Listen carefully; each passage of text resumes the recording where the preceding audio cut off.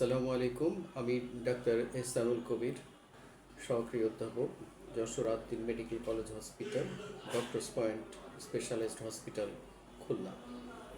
আজকে আমাদের আলোচনার বিষয় হচ্ছে গরমকালের শিশুদের যত্নার্থী।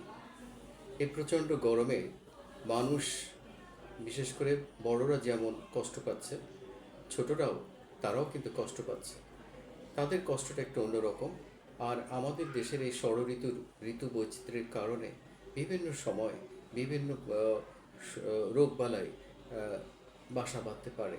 সেজন্য বিশেষ করে এই গরমকালটা একটু ভিন্ন পরিস্থিতি থাকে বিধায় এখানে শিশুদের রোগবালাইটা একটু বেশি হয়। তা আজকে আমরা আলোচনা করব যে কেন রোগবালাই হয়, কী কী রোগবালাই হয় এবং তার পরিত্রাণের উপায়টা কী। প্রথমে আমি আসতে চাই যে গরমকালে কী কী ধরনের রোগবালাই হতে পারে। প্রথমত বলা যায় যে গরমকালে দেখা যায় যে ভাইরাল জ্বরটা বেশি, প্রকোপটা বেশি হয়, বিশেষ করে ইনফ্লুয়েঞ্জার জ্বর।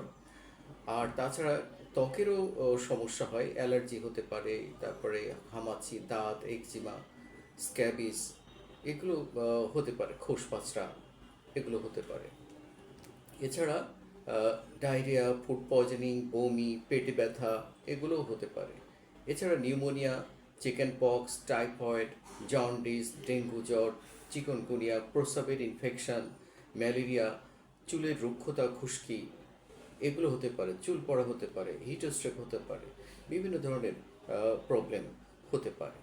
এখন করণীয়টা কী?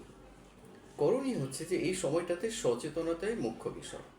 বিশেষ করে শিশুদেরকে আমরা স্পেশাল একটু টেক কেয়ারে রাখবো এই সময়।